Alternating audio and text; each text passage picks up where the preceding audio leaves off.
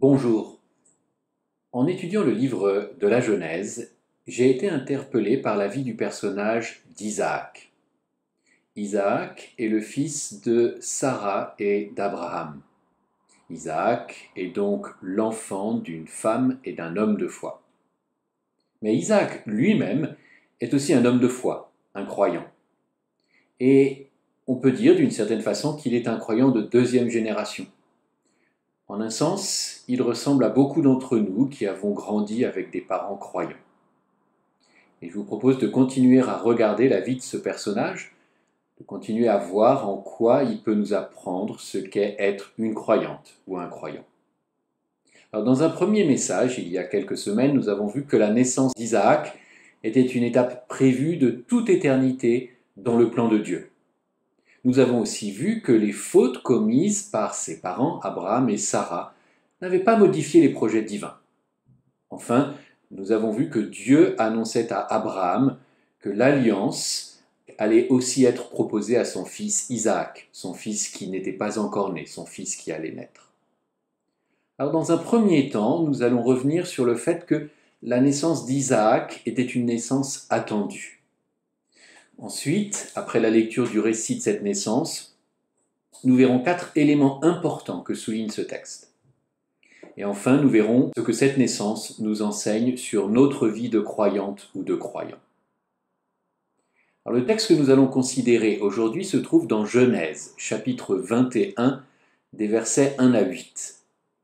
Pour Abraham et Sarah, mais aussi pour nous, lectrices et lecteurs de la Genèse, la naissance d'Isaac, telle qu'elle est racontée au chapitre 21 du livre de la Genèse, est un événement qui a été attendu. Dès le début de l'histoire de ce couple, le couple formé par Abraham et Sarah, nous apprenons que Sarah est stérile, incapable de concevoir un enfant. Mais, peu après cette première information qui nous est donnée quant à ce couple, la promesse que Dieu fait à Abraham en Genèse chapitre 12 mentionne de façon explicite une descendance. Et cette annonce, cette promesse sont faites alors que Abraham est déjà âgé de 75 ans. Et par la suite, et on parle ici d'un intervalle de très nombreuses années, nous voyons que d'abord la naissance d'Isaac est annoncée une fois encore en Genèse chapitre 15. Au verset 3, Abraham dit à Dieu, « Tu ne m'as pas donné de descendance. C'est celui qui est né dans ma maison qui sera mon héritier. » Alors la parole du Seigneur lui parvient. « Ce n'est pas lui qui sera ton héritier, mais bien celui qui sortira de toi. » Ces mots sont prononcés par Dieu avant qu'Abraham n'ait 86 ans, donc environ 10 années après la promesse de Genèse 12. La naissance est ensuite précisée au chapitre 17. Dieu dit encore à Abraham, « Quant à Sarai, ta femme, tu ne l'appelleras plus du nom de Sarai, son nom sera Sarah. » Verset 16, « Je la bénirai, d'elle aussi je te donnerai un fils, je la bénirai et elle deviendra des nations, les rois de plusieurs peuples sortiront d'elle. » Et un peu plus loin, dans les versets 19 et 21 de ce chapitre 17, le nom de l'enfant à venir, mais aussi le fait que cet enfant se verra proposer l'alliance, est annoncé. Et tout ceci est annoncé à Abraham alors qu'il est âgé de 99 ans. Et c'est à peu près à la même période que la naissance est encore un peu plus précisée, en Genèse chapitre 18 verset 10. Dieu dit, « Je reviendrai chez toi l'année prochaine, Sarah ta femme aura un fils. » Sarah écoutait à l'entrée de la tente qui était derrière Abraham. Donc tout ceci, ces quelques versets nous montrent que la naissance d'Isaac était un événement très attendu. Nous allons à présent en lire le récit, tel qu'il est fait en Genèse, chapitre 21, des versets 1 à 8.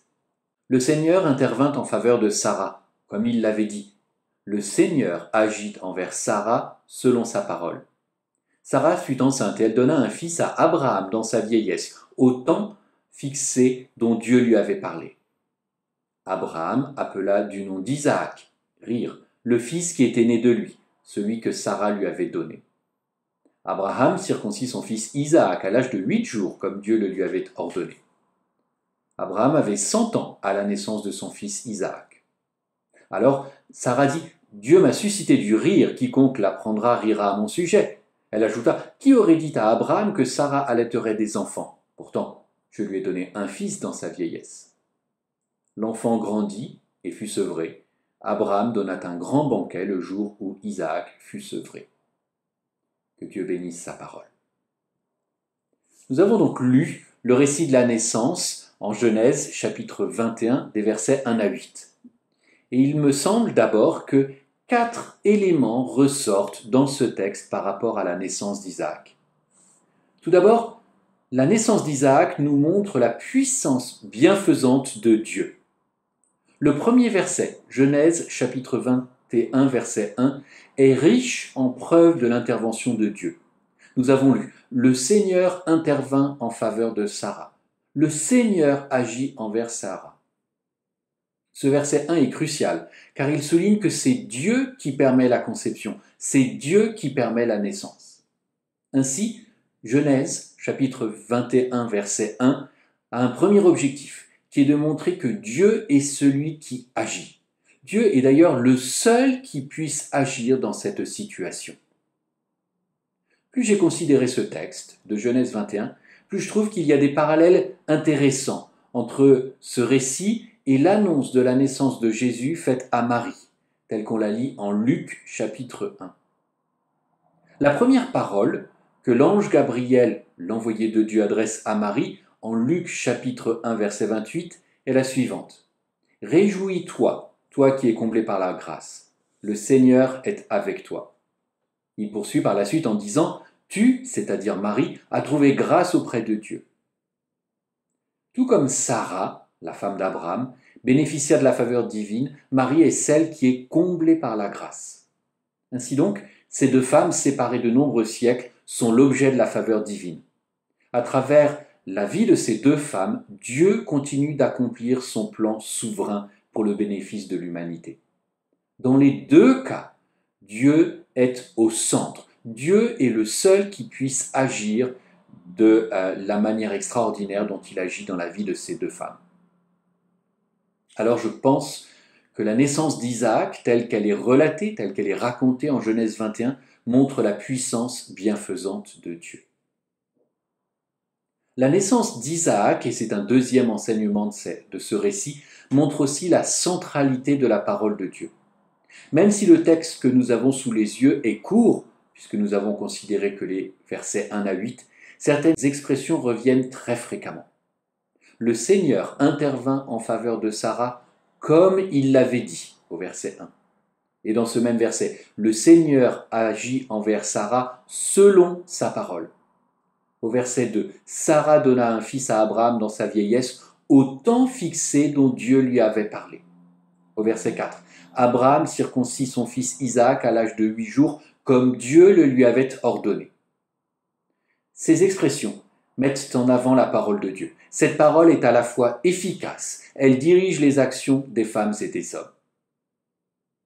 Un autre verset souligne aussi de façon peut-être un peu plus indirecte la façon dont la parole de Dieu est centrale, vraie, indispensable. En Genèse chapitre 21 verset 7, nous lisons « Sarah ajouta « Qui aurait dit à Abraham que Sarah allaiterait des enfants ?» C'est une question dont la réponse est évidente. Dieu seul pouvait affirmer et rendre possible une telle parole. Dieu l'a dite à plusieurs reprises, comme les versets que j'ai rappelés au début de cette prédication l'ont montré. Ainsi, la naissance d'Isaac, telle qu'elle nous est relatée, rapportée au chapitre 21, montre la centralité de la parole de Dieu. La parole de Dieu seule est vraie, efficace et agissante. Enfin, un troisième élément qui ressort de ce récit de la naissance d'Isaac, c'est que la naissance d'Isaac est une naissance qui est miraculeuse et une naissance qui défie l'âge. Nous sommes dans le contexte d'un Dieu qui parle, d'un Dieu qui annonce, d'un Dieu qui proclame. Nous sommes aussi dans le contexte d'un Dieu qui agit, qui permet le miracle de la naissance d'Isaac. Et je pense qu'on peut parler de miracle car il y a de nombreuses références à l'âge d'Abraham dans ce texte. Sarah donna un fils à Abraham dans sa vieillesse, au verset 2. Abraham avait 100 ans à la naissance de son fils, verset 5. Sarah elle-même dit, pourtant je lui ai donné, sous-entendu donc à Abraham, un fils dans sa vieillesse. La parole de Dieu, dans le récit qui nous est fait dans le livre de la Genèse, ne cache rien des doutes d'Abraham et de Sarah quant à la possibilité qu'ils aient un enfant. La parole de Dieu de même ne cache rien quant à l'impossibilité biologique qu'ils puissent concevoir un enfant. Quelques versets nous montrent cela. Genèse, chapitre 17, verset 17, nous parle d'un homme de 100 ans et d'une femme de 90 ans.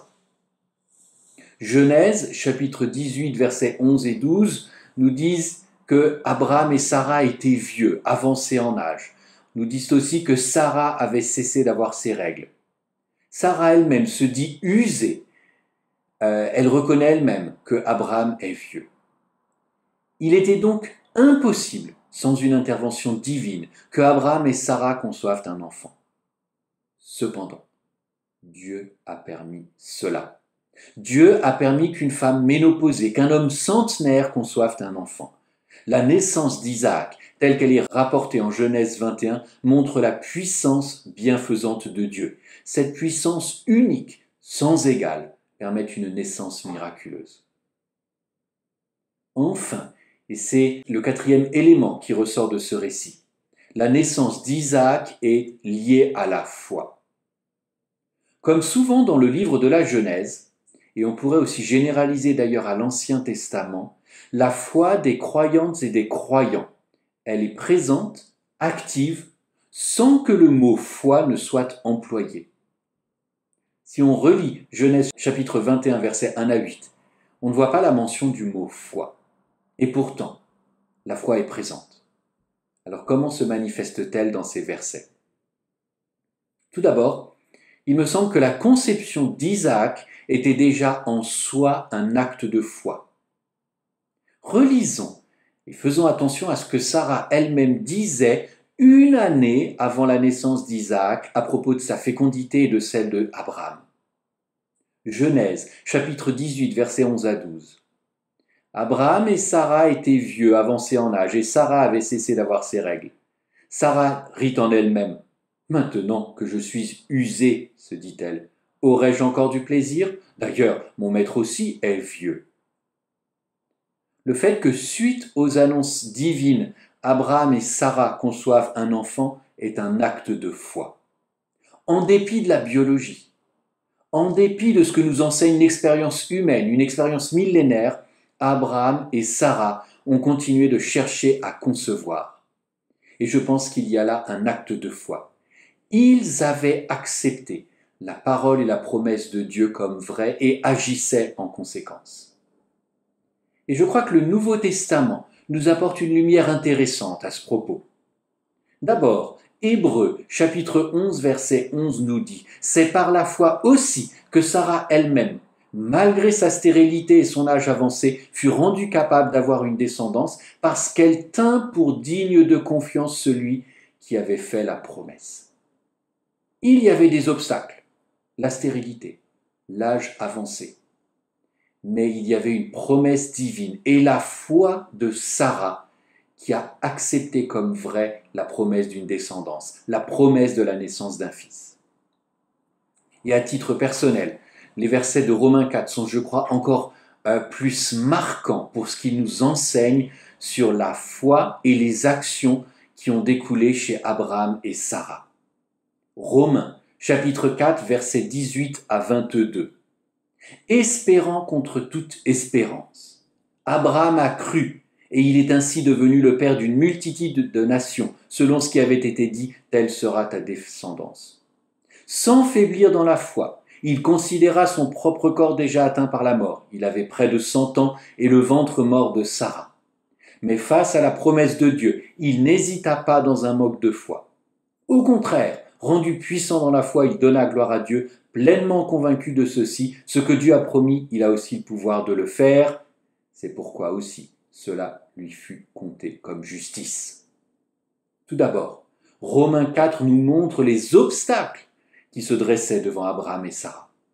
Espérant contre toute espérance, Abraham considéra son propre corps déjà atteint par la mort. Il avait près de 100 ans. Le ventre mort de Sarah. Il était, en apparence, impossible que Sarah et Abraham puissent avoir un enfant. Mais Romains chapitre 4 rappelle aussi la parole donnée par Dieu. Selon ce qui avait été dit, telle sera ta descendance. Et je pense que cela pourrait être une allusion au sable au bord de la mer, aux étoiles dans le ciel, les images que Dieu employait pour illustrer l'immensité de la descendance et l'immensité de sa promesse. Enfin, Romains 4 nous rappelle ce qu'Abraham a fait. Il a cru, c'est-à-dire qu'il a accepté comme vérité la promesse divine. Il était pleinement convaincu de ceci, ce que Dieu a promis, il a aussi le pouvoir de le faire. Il n'a pas faibli, comme on le lit, sans faiblir dans la foi. Il n'hésita pas dans un manque de foi. Sarah et Abraham, tous deux âgés, tous deux pouvant douter de leur propre fécondité, ont eu foi, ont eu confiance dans la parole de Dieu. Et ils ont continué de chercher à concevoir un enfant. Ensuite, nous voyons la foi d'Abraham toujours en action, en ce sens qu'il fait exactement ce que Dieu lui avait demandé. Relisons ou reparcourons 2 versets de Genèse 21. Au verset 3, nous lisons que Abraham appela du nom d'Isaac son fils. Et je pense que le fait de nommer l'enfant comme Dieu le lui avait demandé, c'est un acte d'obéissance. C'est une preuve de la foi d'Abraham. Preuve de la foi parce que Abraham lui-même reconnaissait que cet enfant était le fils de la promesse. C'était aussi la confiance que cet enfant allait vivre et que Dieu allait proposer à cet enfant-ci la promesse promise en Genèse 17. La même chose ressort au verset 4 de Genèse 21. Nous lisons « Abraham circoncit son fils Isaac à l'âge de 8 jours ». La façon de faire, la circoncision, le nom donné indique que Abraham sait que Dieu tiendra ses promesses en ce qui concerne l'alliance qui a été promise. Abraham sait que Dieu allait accomplir la promesse, allait proposer l'alliance à Isaac. Et donc, par la foi, il a agi conformément à la parole de Dieu. Ainsi, la naissance d'Isaac, telle qu'elle est relatée en Genèse 21, montre qu'Abraham et Sarah ont vécu par la foi. Ils ont mis en pratique, mis en action leur acceptation de la promesse de Dieu comme la vérité.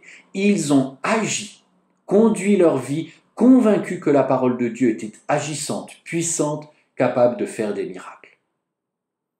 Ça, c'est ce que nous apprend le récit de la naissance d'Isaac. Mais comment est-ce que cela peut nous enseigner ? Comment est-ce que cela peut nous aider dans nos vies de croyantes et de croyants ? Il me semble que l'on peut tirer 3 leçons pour nous dans ce texte. La première leçon que nous pouvons tirer de Genèse 21, versets 1 à 8, est que nos vies ont une grande valeur. Ce que viennent de montrer, je l'espère, ces premières réflexions sur ce texte, c'est que la naissance d'Isaac était de la volonté de Dieu. Elle était sous le contrôle de Dieu. Et je crois qu'il y a là une différence par rapport à la pensée de beaucoup de nos contemporains. Beaucoup de nos contemporains se savent à la fois désirés, attendus et dans une certaine mesure planifiés. Mais dans le même temps, nombreux sont ces contemporains qui se disent produits du hasard, sans véritable destinée, un petit point dans le temps et dans l'espace. Mais le récit de la naissance d'Isaac, récit qui culmine au chapitre 21 que nous avons sous les yeux aujourd'hui, montre que la naissance d'Isaac, elle est désirée, elle est attendue par ses parents, c'est tout à fait vrai, et que cette naissance est tout sauf le produit du hasard. Le hasard, la nature, n'aurait jamais permis la naissance d'Isaac. Isaac est désiré, attendu par ses parents, et sa naissance est voulue par Dieu. C'est là la pensée biblique quant à la valeur de chacune et de chacun. Et cette pensée, illustrée par la naissance d'Isaac, nous rappelle que nos vies sont voulues par Dieu. Nos vies, nos destinées sont importantes, précieuses aux yeux de Dieu. Nos vies ont de la valeur. Alors que nous vivons dans des temps troublés par les modifications climatiques, troublés par la réémergence de maladies infectieuses, savoir que nos vies sont voulues par Dieu, savoir que nos vies sont précieuses aux yeux de Dieu, doit être un réconfort, un encouragement, une source d'espoir. Deuxième leçon, une leçon sur nos relations aux promesses de Dieu. J'ai déjà fait allusion au récit de la naissance de Jésus, récit fait à Marie en Luc chapitre 1. La naissance d'Isaac, tout comme la naissance de Jésus, sont des démonstrations de la puissance de Dieu et des garanties que la parole de Dieu est vraie.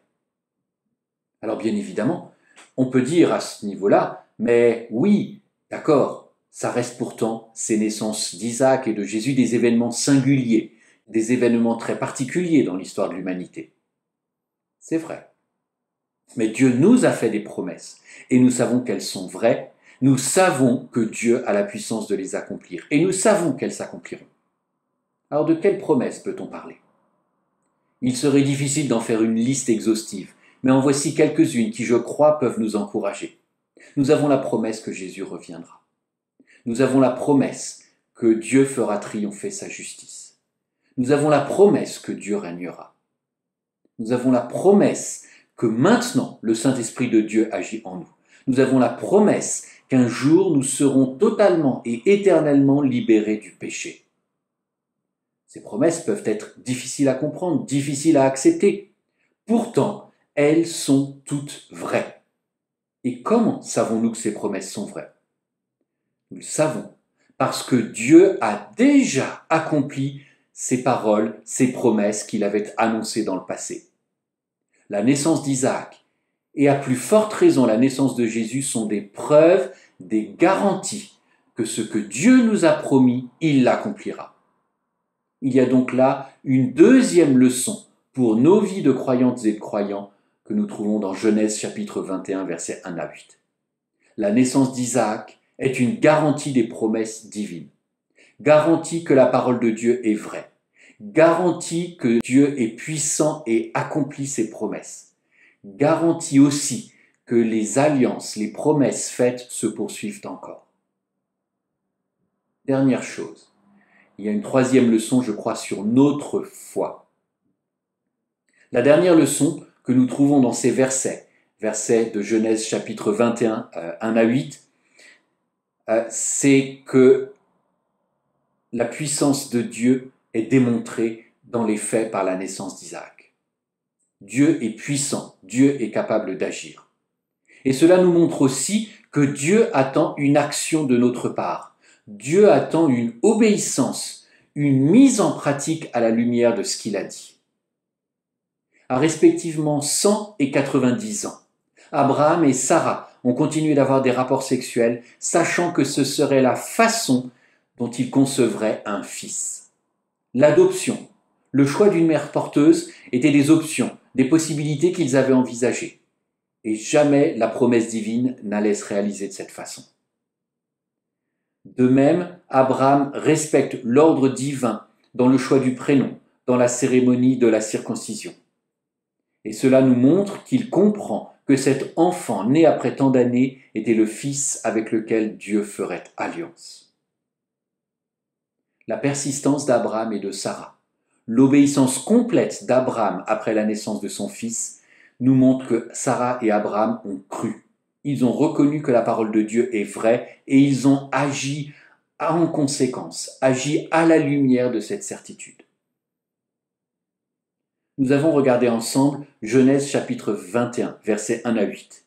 Nous avons vu que la naissance d'Isaac, telle qu'elle est relatée dans ces versets, nous montre la puissance bienfaisante de Dieu. Et cette puissance bienfaisante permet une naissance miraculeuse. La naissance d'Isaac nous montre aussi la centralité de la parole de Dieu. Nous avons aussi pu voir qu'Abraham et Sarah ont vécu par la foi. Ils ont accepté que les promesses divines et la parole de Dieu étaient la vérité. Et ensuite, ils ont agi, vécu leur vie à la lumière de ces certitudes. Cette naissance extraordinaire a eu lieu il y a plusieurs siècles. Aujourd'hui encore, elle doit nous encourager. Alors que nous vivons des temps troublés, savoir que nos vies sont voulues par Dieu, que nos vies sont précieuses à ses yeux, doit être un réconfort, une source d'espérance. Cette naissance, qui a eu lieu des siècles, est aussi une garantie des promesses divines. Garantie que la parole de Dieu est vraie. Garantie que Dieu est puissant pour faire selon ce qu'il a dit. Enfin, ce récit de naissance nous montre aussi que Dieu attend des actions de notre part. Dieu attend une obéissance, une pratique, une façon de mener notre vie à la lumière de ce qu'il a dit et promis. Alors que nous arrivons à la fin de ce message, on peut prendre ces versets comme un appel à découvrir, à se souvenir des actes de foi de nos ancêtres, de nos parents dans la foi. On ne sait pas, en tout cas rien n'affirme mot pour mot dans le texte biblique, que Abraham et Sarah ont raconté les années d'attente, les années d'espérance avant la naissance de leur fils. Mais je crois que ces chapitres de Genèse sont une invitation pour toutes les croyantes, pour tous les croyants à découvrir, à se souvenir de la foi de nos parents, à se souvenir de la foi de nos ancêtres dans la foi. Et ces versets nous rappellent aussi que Dieu attend de nous que notre foi soit vivante, qu'elle soit marquée par des actes quotidiens qui montrent que nous avons reçu les promesses de Dieu comme la vérité. Alors que Dieu nous aide à nous souvenir des promesses qu'il nous a faites, que Dieu nous aide à nous souvenir et à trouver de l'inspiration dans la foi de nos ancêtres, et que Dieu nous aide à agir selon la foi.